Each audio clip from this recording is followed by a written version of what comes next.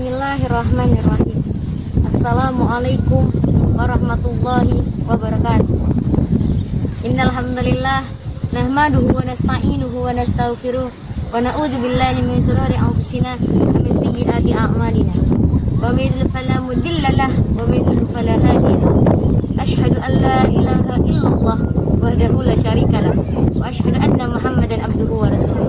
Amma najmi Anana Ibul Mahafizul Quran Nurul Hikmah, Sumatera Selatan.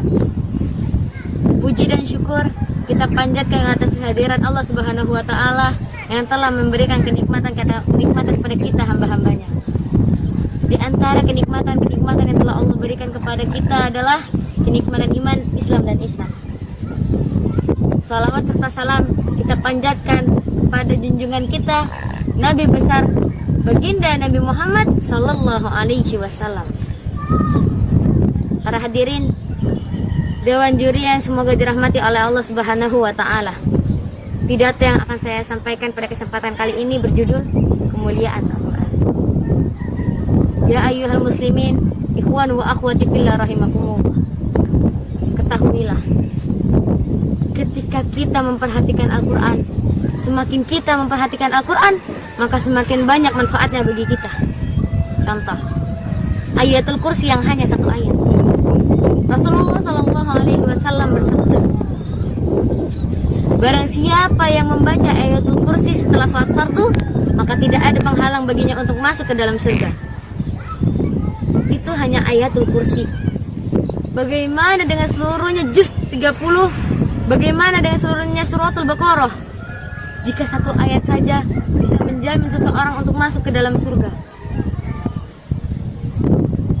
Siti Aisyah radhiyallahu anha berkata, tingkatan surga Allah sesuai dengan ayat-ayat Al-Quran. Karena apa? Karena ketika kita masuk ke dalam surga, Allah memerintahkan ahlul Quran untuk kembali membaca Al-Quran di dalam surga. Baca sebagaimana engkau membacanya di dunia, dan naiklah derajatmu hingga derajat tertinggi bersama Rasulullah Sallallahu Alaihi Wasallam. Ketika kita membaca Al-Quran, baca dan naik hingga kita mencapai derajat tertinggi bersama Rasulullah Sallallahu Alaihi Wasallam di dalam surganya Allah Subhanahu Wa Taala.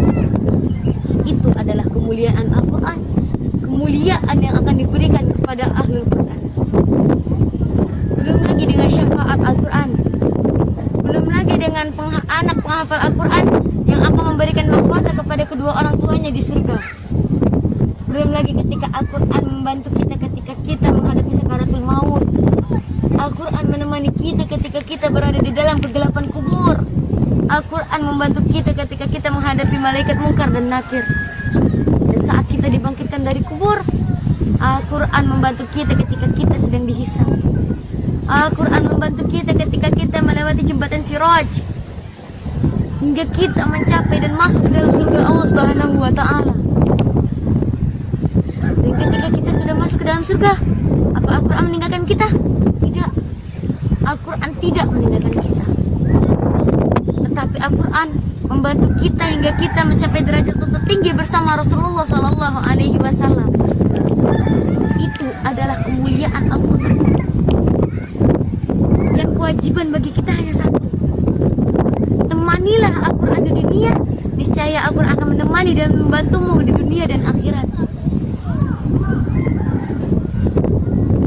Ketika kalian sudah menghafal atau memahami isi Al-Quran, ahlul Quran, seorang ahlul Quran itu harus mengamalkan ilmu yang dia dapat. Rasulullah Sallallahu Alaihi Wasallam bersabda, man ta'allama al-Qur'ana wa 'allamah.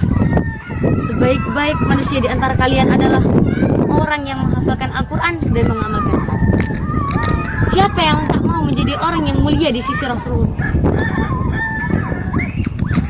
Karena itu, ketika kalian merasa lelah dengan Al-Quran, ketika kalian merasa futur dengan Al-Quran, bersabarlah dan jangan pernah kalian menyerah. Karena apa? Karena Allah selalu memberikan kemudahan untuk setiap kesulitan, kesenangan untuk setiap kesedihan, hikmah di sebalik musibah, akhir yang baik dari sebuah penantian.